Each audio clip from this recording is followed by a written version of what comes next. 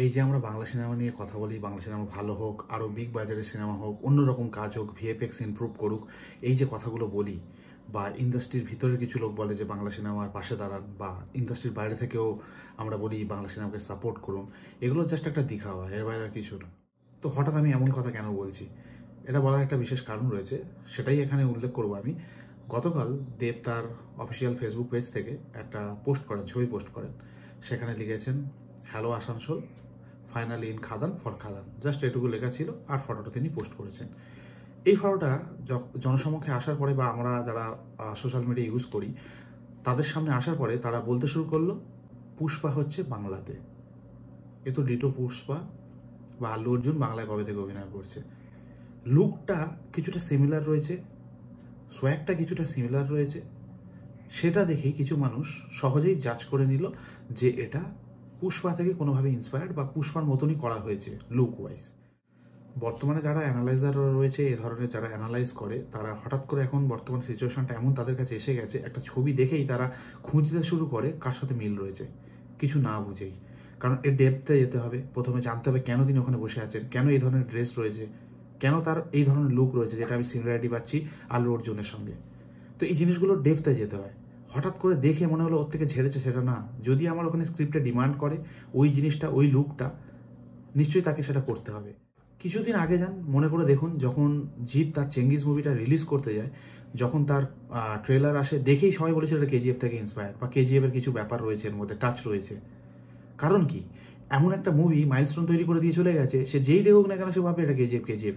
সেখানে ইন্ডিপেন্ডেন্টলি কাজ করা খুব মুশকিল ব্যাপার হয়ে যায়। তখন এই হিরোগুলো, বা যারা এই অ্যাক্টর অ্যাক্ট্রেস বা মেকাররা রয়েছে, তাদের সেই কষ্টটা বিফলে চলে যায়। আর মানুষের মাইন্ডসেটটাই এমন হয়ে গেছে, ডিফারেন্টলি আমরা দেখতে পাই না বা ভাবিও না। যেই দেখে মনে হলো জিৎ এখানে গ্যাংস্টারের রোল প্লে করছে, বিজিএমটা পুরো ছিল সেই কেজিএফ টাইপের, কিন্তু এটা কোনো স্বতন্ত্র একটা জিনিসভাবে আমরা কনসিডার করলাম না, ভাবলাম না যে এটা আলাদাভাবেও তারা চেষ্টা করেছে।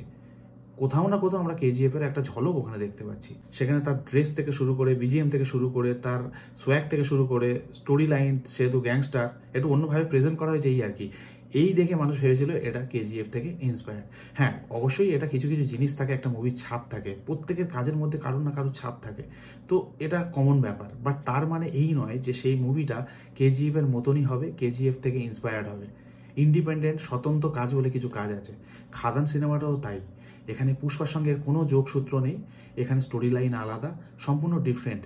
আর আমরা যদি একটু খেয়াল করি, যারা ইট ভাটাতে কাজ করে, খাদানে যারা কাজ করে, যারা কলকারখানায় কাজ করে, তাদের লুকটা কেমন হয়, তাদের পরিকাঠামো কেমন, সেটা আমরা সবাই জানি। তাদের বডি ল্যাঙ্গুয়েজ, কথাবার্তা, মানে সেই জিনিসটাকে তো আনতে হবে। সেইটা আনতে গিয়ে যদি কোথাও আমি পুষ্পার সঙ্গে গুলিয়ে ফেলি, বা অন্য কোনো মুভির সাথে গুলিয়ে ফেলি, সেটা আমাদেরই ভুল। ব্যাপারটা হলো, এই বাংলা সিনেমার ইতিহাসে খাদান সিনেমা অন্যতম একটা বিগ বাজেট মুভি। অন্য ধরনের ভাবে এটাকে প্ল্যান করা হয়েছে, প্লটিং অন্যভাবে করা হয়েছে। আমাদের সুপারস্টার দেব রয়েছে এই মুভিতে। তো অনেকগুলো সেট রয়েছে এই মুভির মধ্যে, অলরেডি অ্যাকশন সিকোয়েন্স শুরু হয়ে গেছে, যা আমি দেখলাম বা খবর পেলাম। তো এই মুভিটাকে আমার মনে হয় অন্যভাবে আমাদের ট্রিটমেন্ট করা প্রয়োজন আছে। অবশ্যই যদি মিল থাকে আমরা সমালোচনা করব, কিন্তু আমরা অন্য কিছু আশা করি, সেই জায়গাটা মেকার্সদের দিতে হবে। সমালোচনা করুন, মিল মিল পেলে বলুন, কোনো অসুবিধা নেই, কিন্তু তার সঙ্গে একটা ইন্ডিপেন্ডেন্ট যে গল্প বা ইন্ডিপেন্ডেন্ট কোনো প্রজেক্ট, তাকেও জায়গা করে দিতে হবে। আর যদি ভালো হয়, অবশ্যই দর্শক সেটাকে অ্যাপ্রিসিয়েট করবে, আমরা অ্যাপ্রিসিয়েট করবো, এর মধ্যে কোনো ভুল নেই।